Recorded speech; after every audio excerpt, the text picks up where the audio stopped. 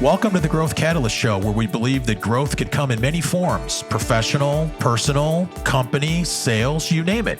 I'm your host, Dan Mahoney, founder of Transcendent Sales Solutions and a guide to a world of growth possibilities. I've spent my career empowering companies and their people with strategies that accelerate growth. I'm here to bring you stories of these business leaders and their trusted advisors to gain insights into their journeys and learn how they fuel their own growth. Just maybe their journey could become part of your own growth story. Are you ready? Let's grow. Welcome to the next episode of the Growth Catalyst Show. I'm your host, Dan Mahoney, and I am happy to introduce my next guest. Mark Fonseca is the professional clothier and executive imaging consultant for Fonseca Clothiers. As an on-air image consultant to Turner Broadcasting, Mark has developed over a decade of best practices in nonverbal communications, and most importantly, what you must stop wearing. Mark is straightforward, honest, and objective, and provides his clients with specific suggestions for improvement on individual personality, profession, and unique motivations. Mark resides in Marietta with his wife of over 25 years and has 2 grown children. Mark, welcome to the Growth Catalyst Show. Thanks, Dan. Happy to be here. Thanks for having me. No, it's great to have you. I'm excited to talk to you. And, I want to talk about, of course, men's fashion and talk about that in a second. But, first of all, I want to talk about your journey. So how does a kid from Detroit, started out in Detroit, and how did you get to Atlanta? Talk a little bit about that.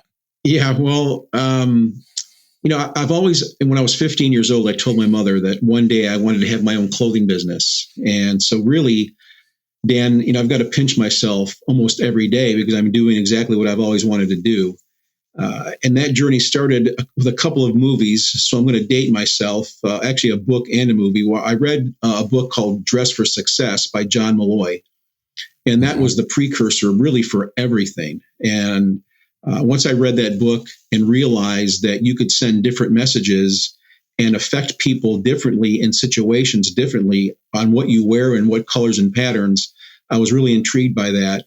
I remember I got my start I was selling copiers for linear business products when my first job. And I was advised to go to Kuppenheimer, which eventually became Men's Warehouse, I believe, and buy a navy suit and a gray suit.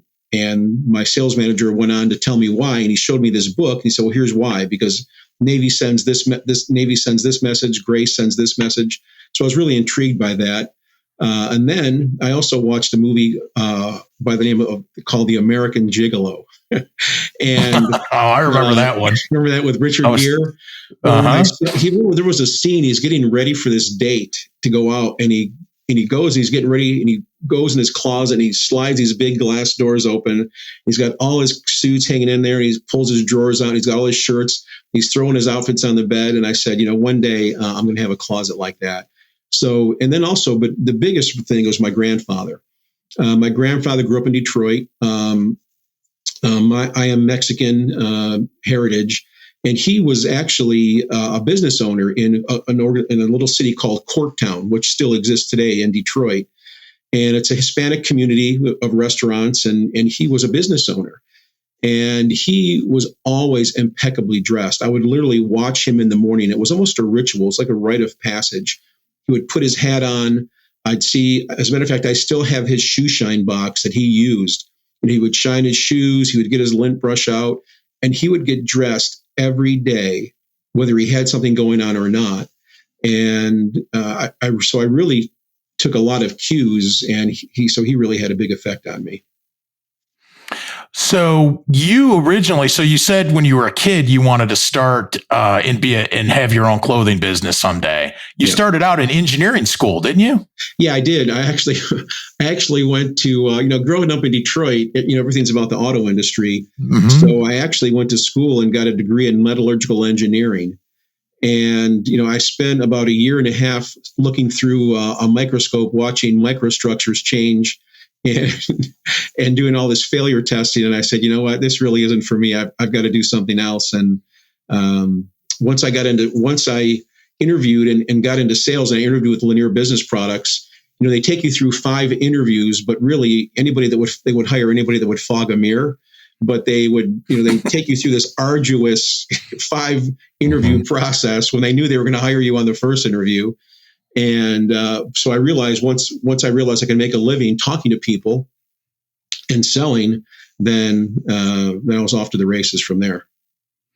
How'd you get down to the Great South, past the Mason-Dixon line to here to Atlanta? Yeah, well, typically in my life, that always involves a woman. So I was actually dating this girl in Detroit, and she was working for a chiropractor, and she could not afford to go to school. So she was working for this chiropractor, and I was selling copiers for Lanier at the time.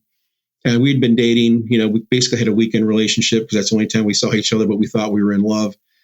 And her boss said, "Hey, listen, I'll pay for your chiropractic school, going down to Life Chiropractic School in Marietta, Georgia, but you have to come back and help me build my practice. So I own you for basically 4 years."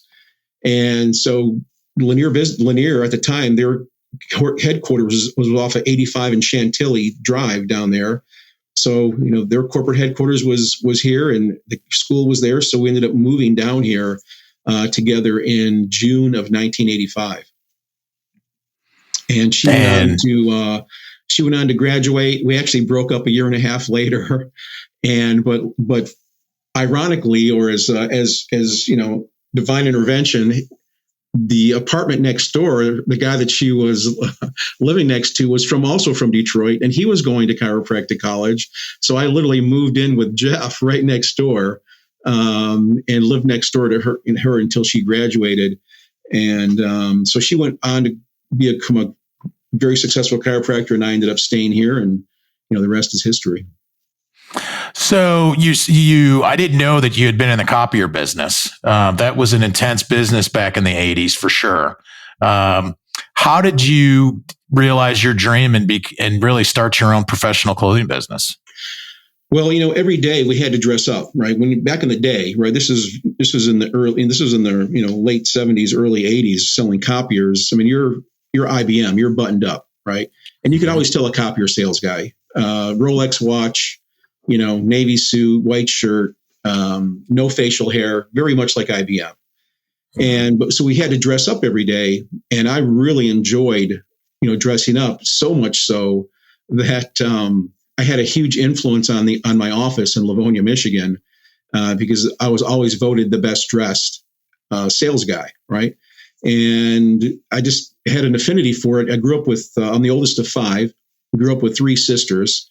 And so they also had a big influence on me. But and that's when I read the book. I read John Malloy's book, and I've always had an affinity for clothing, but I didn't want to work, typical in the retail, a Nordstrom or a Neiman's or a Saks, working bell to bell, 9 to 9. I really didn't want to do that. So I really just kind of squirreled that away and said, one day if the opportunity presents itself, well, fast forward, moving to Atlanta, it did. In the early 80s, I actually had, the only thing I love more than clothes is cars. And I had a Highline detail shop. I was the official detailer for the Rolls-Royce Owners Club. And I was delivering a Rolls-Royce to my client, to Tower Place in Buckhead. He worked for Payne Weber before it became UBS. And I'm going to drop his keys off.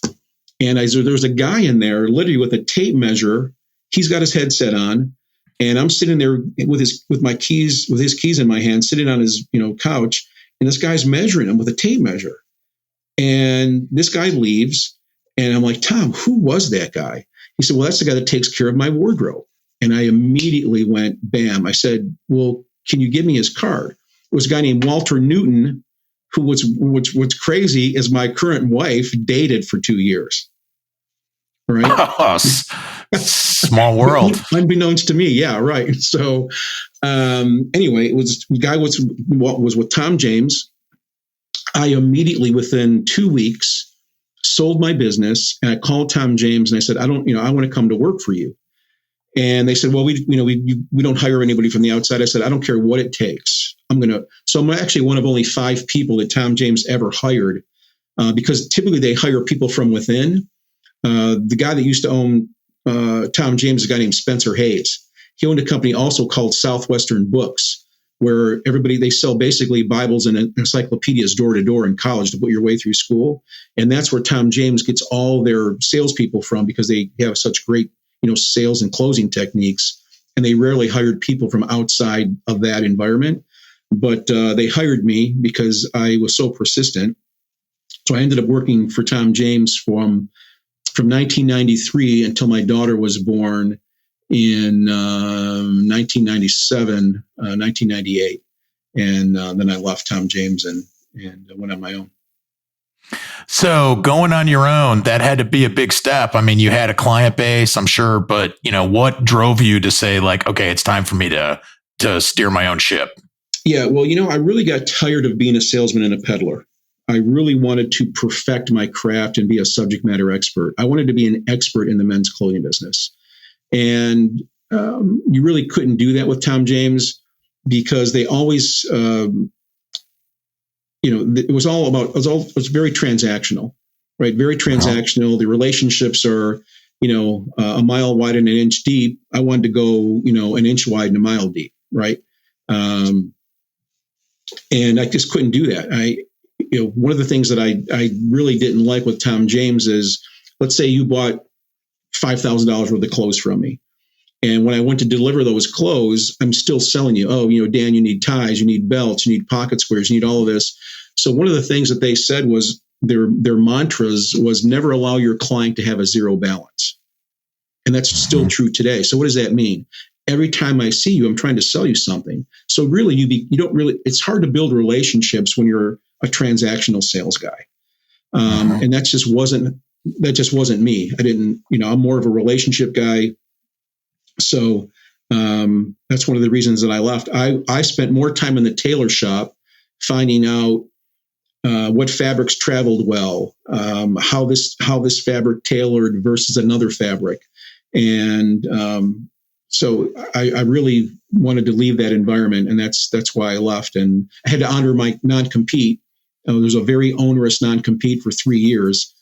So I actually honored that. Went to work for my client for a while. I was in the leasing and finance business, and then after my non-compete ran out, then I went back on my own.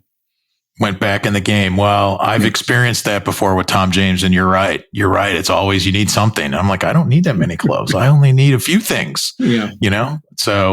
So tell me, let's switch to men's fashion. And I want to talk a little bit about men's fashion. By the way, full disclosure, you have dressed me, and it was a wonderful experience for me, because you came in, you listened to me, you knew what kind of style I was looking for, and I really enjoyed the experience and working with you, and I'm continuing to do so. Let's take a moment for a quick word from our sponsor. This episode of the Growth Catalyst Show was brought to you by Transcendent Sales Solutions. Whether your company is facing uncertainty, declining sales, or resource limitations, Transcendent Sales has the solution. Their team has decades of experience helping businesses find alignment to meet their growth goals and transforming underperforming sales organizations into revenue-producing market leaders. They take a hands-on, results-oriented approach to solving sales challenges. Visit transcendentsales.com to learn more and subscribe to the bi-weekly Growth Catalyst newsletter for insightful growth strategies. Transcendent Sales Solutions, empowering businesses to reach new heights. And now, back to the show. Many men like myself have closets. I think of my dad, and I go, and my dad, who's retired now, and he's 80, and he still has a lot of suits in there. He's got a lot of paisley ties, and he's got a lot of stuff. But then sometimes the stuff comes full circle. So, does really is fashion? Where is fashion today? And what? I know that's a broad question. Where is it today? And does it come full circle in many cases? Yeah, there's a difference between permanent fashion and fleeting fashion, right? There's a great book by Alan Flusser that says Mastering the Art of Permanent Fashion. And permanent fashion never goes out of style. Fleeting fashion does. And so for me, what I try to do, I'm a very orthodox clothier. So I make sure that a lot of people don't understand the proper way to dress. And that's really by using the colors in our wheelhouse: hair color, skin color, eye color, and then your body shape, right? That's really how you what you use to dress. And but most people follow fads and trends, and where they'll see somebody, a lot of movie stars and a lot of sports and a lot of celebrities, they dictate really what a lot of guys wear because they see it on TV. It looks good on somebody, something that looks good on Daniel Craig, it's not going to look good not necessarily going to look good on you, right? Or someone that, Pierce Bronson or whatever. So you want to make sure that I think that's the biggest thing is permanent fashion never goes out of style. A solid navy suit, solid charcoal suit, pinstripe suit, Glen plaid suit, all the classics will never go out of style. And what people do, so eventually, as I said, keep that suit in your closet. If you have a solid navy suit and it fits you well, and it's relative, keep it in your closet because eventually it'll come back in style. But there's so many things that have changed in fashion. Like one thing, like shoes, for example. Would you ever would have thought that somebody would wear gym shoes with a suit? And, and it now you see it like very often, especially in younger generation, and it bleeds over to, older generation as well. Yeah. And that's where, a lot of guys want to be safe, right? They don't want to rock the boat. And if something starts catching on, I literally saw a guy, I was watching, I can't remember what sports station I was watching over the weekend, had a beautiful navy suit on, great tie, great shirt, and he was wearing white tennis shoes. And so what a lot of people don't understand is the whole point of dressing, Dan, is to lead the viewer's eye towards your face. And you do that with colors and patterns, right? But the first thing you notice about him is his white tennis shoes. So you're actually leading the viewer's eye right towards your shoes, like his feet. Right? Yeah. Mm-hmm. So but again, guys see it like Gronkowski has put this company called Wolf and Shepherd on the map because guys on TV wear it. A lot of guys think, oh, that's cool, I'm going to wear it, but it really, those shoes have really no place in a formal dress environment. Now, in a casual environment, if you're wearing jeans, they certainly have a place. I personally don't have any white-soled shoes.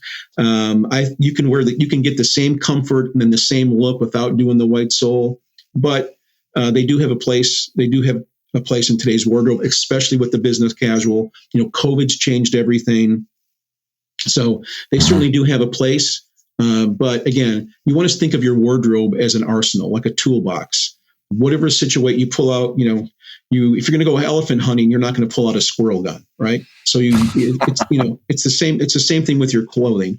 You look at your calendar. Who's my biggest appointment? Am I going to go see the CEO of Global Payments? Okay, great. Well, I'm going to dress for him because I know if I'm dressing for him, when I go see Dan Mahoney, who's working out of his house, I know I'm going to be properly dressed for that. All I do is take off my jacket or I take off my tie. All right. So you always want to be it's ready to be overdressed than underdressed. Yep, absolutely. And I was just saying that, one of my old bosses told me you're always better. You don't want to walk into a place being underdressed. You'd rather be overdressed because you don't want to feel the latter. And he's absolutely right. Yeah, then you're behind the eight ball, and you feel uncomfortable, and you feel you're self-conscious, and so yeah, it's always, you can always take your tie off. If you walk in and you're the only one wearing a tie, you can take your tie off. If you walk in and you're the only one wearing a jacket, you can take your jacket off. But so it's always better to be overdressed than underdressed. Well, you brought up COVID, and COVID has really changed. I mean, if you and I we met a few months ago. If you and I would have met a few years ago, we probably would have had a different conversation. How has COVID changed really men's fashion? Yeah, it really has changed a lot of things from a fabric standpoint. It's from a fabric and also from an attitude, right? From an attitude standpoint. Working from home, that was a huge challenge for everybody. So not only was it a challenge of what to wear, it was also a challenge because a lot of people aren't comfortable on camera. So there was kind of a double whammy. Not only you had to dress differently, but you also had to be you're on camera almost all day long, and people were very uncomfortable with that.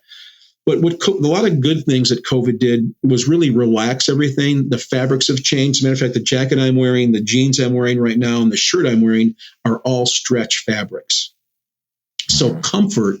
So everybody was working from home. They wanted to be comfortable. They didn't want to, so the fabrics have changed. And also you're seeing a lot less ties like today. So most of my clients, what they're wearing, really good looking jackets like yours are, great looking shirts like we both have on. I mean, I've got a little trim on mine. I've got a 2-button collar, which I also put on your shirts. And that 2-button collar sends the message that I didn't forget my tie.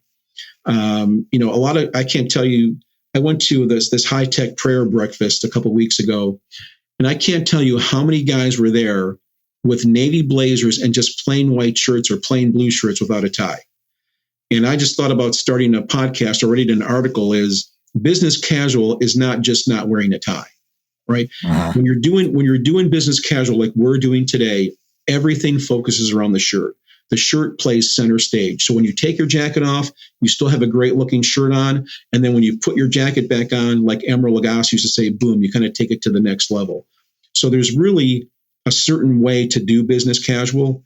And also too, what COVID did for me, at least, it really helped my business because guys that really love the clothing business and know how to put things together other than a suit and a tie, for example, matching a jacket with a shirt you have on and a pocket square, it takes a lot of talent. And that really, a lot of guys really got out of the clothing business at that time because they were just in it because, it's a good business to be in, but you really have to know what you're doing. You talk about some myths that are in fashion. One of the myths that I had that you helped me with is, Dan, you can wear black and brown together. It was brainwashed in me as when I was younger that you can never mix those colors. So talk about maybe some other myths that are out there that people have as far as men's fashion. One big myth is you cannot wear suede all year round. You can. Right. I'm a big suede shoe guy. I love suede shoes. I love suede belts. I love suede jackets. If it's light, you can wear suede all year round, especially if it's really light and light enough. So that's one myth.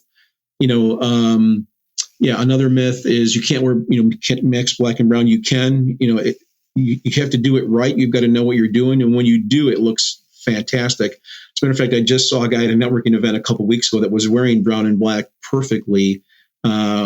Just the fact that I noticed and we started talking, he got his card. We've got an appointment in 2 weeks because he appreciated that I appreciated he was wearing black and brown because people at the event were telling him that he couldn't, what are you doing wearing black and brown? And I went up and complimented on him wearing black and brown. Other myths, let's see. Another myth is jacket from a jacket length perspective. So one of the things that people tell you is if on the length of your jacket, if you can cuff your hand on the bottom of your jacket, then that's the proper length. Well, the proper length for your jacket is actually if you take the measurement from the bottom of your shirt collar to the floor with shoes on, divided in half for everyone, men and women. Now, if you have long arms or short arms, and that jacket rule is not going to work because your jacket's going to be too long or too short. Other myths. I know there's a couple of rules that a lot of guys don't know. For example, if you're not wearing a tie, like we both are today, then you should not be wearing a lace-up shoe. A lace-up shoe is really only reserved for a tie. A lot of guys didn't know that. Right? I didn't know that. Yeah. Pocket squares, for example. Okay, another rule, pocket squares. So the rule on pocket squares is it should pick up at least one color in what you're wearing. If it picks up 2 colors, it's great. If it picks up every color, that's the best. So when you're looking for a pocket square, so that's why I put in your jacket, you're wearing a white pocket square because there's white in your jacket and that square is going to go with everything you wear with that jacket or shirt, right? So, for example, I've got my black jacket on. I've got a white shirt with a black and white checkered trim. So my pocket square is actually black with the little white with a black stitching, right? So it picks up all the colors I'm wearing. And those are really things, Dan, the biggest misnomer. There are certain rules to dressing, which a lot of guys, they just don't know. It's not good or bad. So I live in the world of DK. You don't know what you don't know. So Brian Tracy says, people that don't know what they don't know don't grow. And when I do my lunch and learns, my Vistage, my presentations, it's all educational. not only what we're wearing, but why are we wearing it? Right? What colors are best for you? What is it? What's best to make a first impression? What's the best color to hire somebody? What's the best color to fire somebody? What's the best color to create rapport? Right? And so really, there was a guy named Cy Sims. He had a clothing store called Sims. He said, an educated consumer is my best customer. And that's true for all salespeople. People want to be educated. They don't want to be sold. They want to be educated enough so they can make an educated decision to buy and not be sold. So you've given some great tips as far as, myths as well as trends. Talk a little bit if you're somebody out there, it might be a businessman or maybe his wife listening. How can, because my wife has a lot of influence on what I wear for sure. How can they up their game a little bit with what they got? Give a couple tips and before they start getting custom clothes, maybe how they can just up their game a bit. Yeah. There are a lot of, and I've got a newsletter. So number one, they can subscribe to my newsletter. My monthly newsletter goes out and always gives tips on how to dress, what to do and what not to do, and little tips. There's a lot of videos on YouTube, right? And, just look up whatever you want, how to tie a tie, look it up, how to pattern mix, look it up. So there's a lot of information online, but you want to make sure that the person you're looking is credible, right? That they know what they're doing. And it's really hard because there's so many guys out there that are just trying to peddle their wares, right? They're trying to sell hair gel or whatever. They're influencers. I know a couple guys really, really well that are 2 or 3 of the top influencers in the country. And they're always talking about, but they're always trying to push something. For me, I'm not really pushing anything except my whole point is to have you look incredible. So that would be my suggestion. And also there's a great book. I would highly recommend the book, Dressing the Man by Alan Flusser. It's a fantastic book. And Alan Flusser is the foremost authority in the country on men's fashion. And he has been for the last 65 years. I was fortunate to do a seminar with him at Nordstrom back in 2003. When that book came out, I was selected out of probably a half a dozen guys in the city to help him launch that book at Nordstrom at Perimeter Mall. And so that put me on the map a little bit. But Dressing the Man, The Art of Permanent Fashion is a great book for anybody. And if you read that book, you'll be perfectly dressed for every occasion. Mark, last question. If there's someone out there that would like to learn more about how you might be to help them with their fashion choices and up in their game, what's the best way to get a hold of you? Yeah, the best way is go to my website. Either it's dresstheman.com or FonsecaClothiers.com.